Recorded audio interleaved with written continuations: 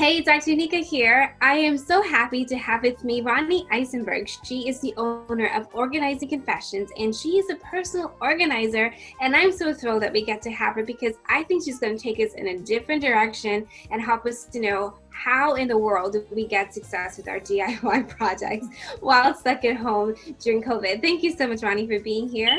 Oh, thank you for having me. Great. Of course. So we're going to go right into it. So my first question for you is that no two spaces are exactly alike. And when it comes to organizing, it can be really tempting to try and emulate what you see other people do, but also incredibly frustrating because you don't have the space that they have or you don't have the budget that they have. Right. And it can feel a little bit like organizing fail, hashtag. So how would you recommend that people go about organizing, first of all, on a budget, and secondly, in small spaces? It's a great question. There's no such thing as organizing fail because at least if you have the motivation to start, you're well on your way, because that's the hardest part, getting started. And I think that, and this is just a principle, don't ever compare yourself to anyone else. You have your own journey, your own path, your own home, your own budget. Compare yourself to you. That's the only way you're going to grow. So start small then. If you have a small budget, start small. Maybe there's one room, it could be the kids' room, it could be the kitchen, that you need to do something towards organization.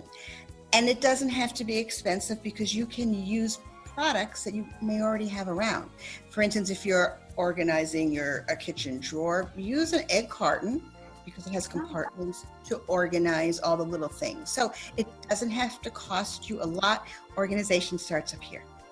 Oh, that is so good. I never even thought of that idea of using an egg carton. You might have craft cups at home. Just look around and you'll find, what I'm trying to say is that you can be creative. Most important thing is have your own voice. Do not compare yourself to anyone else. Their journey, you have your journey. And that's a life lesson, as you said, across the board right there. On your blog, you give some really good ideas for tackling the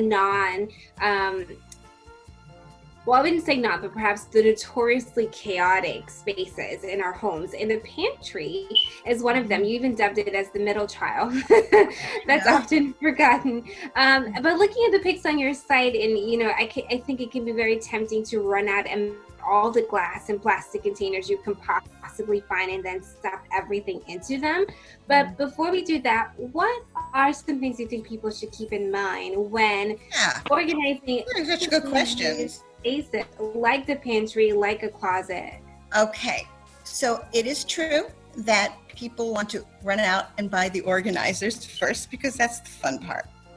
That's not the way you want to do it. You really need to look at the space, let's say your pantry, which I just wrote in the blog this week, and you want to think about, whenever you organize something, how do I plan to use this space?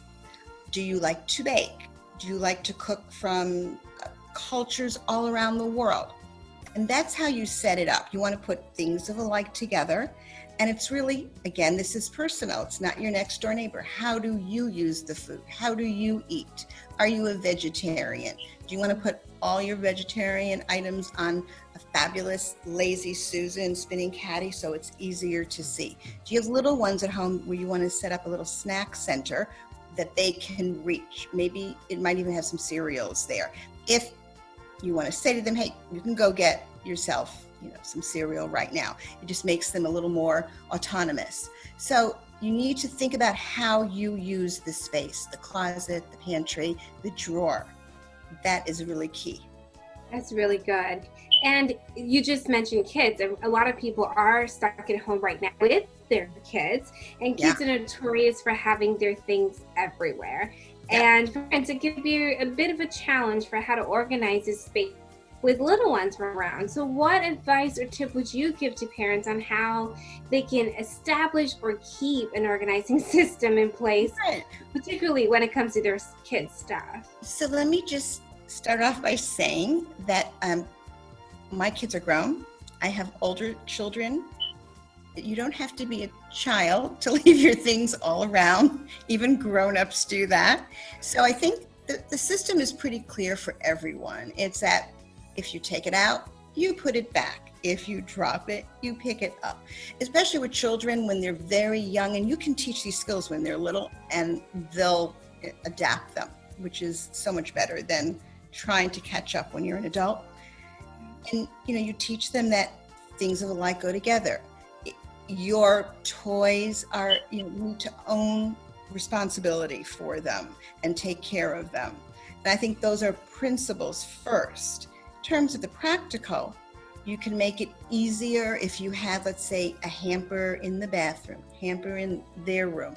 It's easier for them to take off their clothes and put it in the hamper rather than on the floor. You want to think of shelves and hooks that are low enough for them to reach.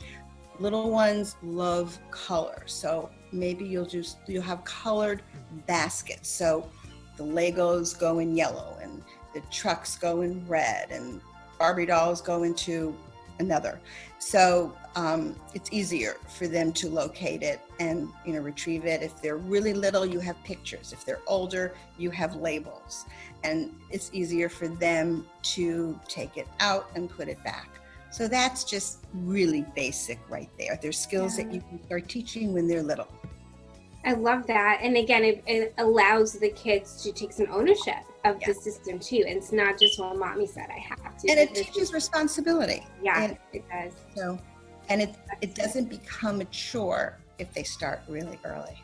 Very true. Very true. For you, is there a book, a website, a resource that you would point people to use in this time, like especially when they're thinking about organizing? Right. Well, I love my website, which is ronnieeisenberg.com. Also, I have this wonderful blog that I started it about 6 months ago, and I love it. And if you sign up, you get a free ebook. It's a condensed version of one of my books. I've written 10 on how to organize your life. So if you sign up, you'll get a book. Those are the two, of course, that I recommend because I wrote them. Yeah. Those are good. And again, I will have all the links as always for the resources that are discussed here in the post. You can just click on it and access them to everyone watching. Ronni, as we wrap up today, if you could say in 5 words or less something that people should keep in mind as they weather the storm of this pandemic, what would you say to them? It's a process. Everything is a process, and things are constantly changing. And I think, that's more than just 5 words, but it's a process. It's something to keep in mind. Yes, this too shall pass. Everything passes. Very true. Very true. How can people reach out to you? You mentioned your blog and your website. Is there anything else people should keep in mind if they want to work with you or get to know more about what you're up to? If they're on Instagram, they can send me a DM. On my website, there is a contact sheet. On my blog, there's a comment sheet. So I think it's easy to, and then my email is right on my on Instagram too as well, or on my link tree. There are a lot of ways to get in touch with me. I'm not a stranger. That's perfect. Thank you so much for being on the show, Ronni. For the opportunity. It's really lovely. Thank you. Of course. And I hope that all of you watching got some great ideas to add to your DIY projects, especially ways of bringing your kids into the journey, because I think what Ronni said is so important, that when you start them young, it's a lot easier than when they're grown and you have to kind of wrangle them into it. Thank you everyone for watching. We will see you on the next one. Bye.